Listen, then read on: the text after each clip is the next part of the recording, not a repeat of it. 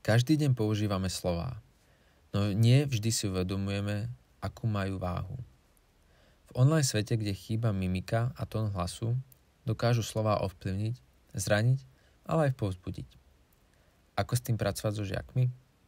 Učme žiakov uvedomovať si, že aj maličká zmena v texte alebo v spôsobe vyjadrenia môže zmeniť význam celej informácie, ktorú chceme v online svete predať.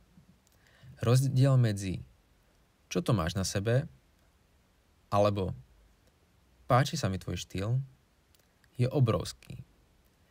Prvé môže znieť výsmešne, druhé povzbudivo. A dobre mienená veta môže v texte vyznieť úplne inak, ak ju formulujeme citlivo. Ukážte študentom konkrétne príklady. Nech porovnávajú dve správy s rovnakým obsahom, ale inou formuláciou. Diskutujte, ako sa pri nich cítia, aký tón vyjadrujú a čo by mohli znamenať pre príjemcu.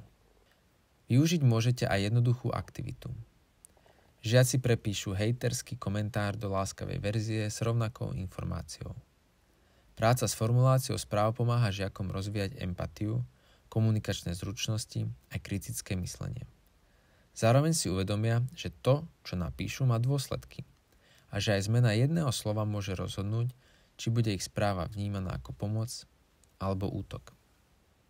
Skúste sa v najbližších dňoch zamerať na to, ako komunikujete, či už písomne alebo osobne.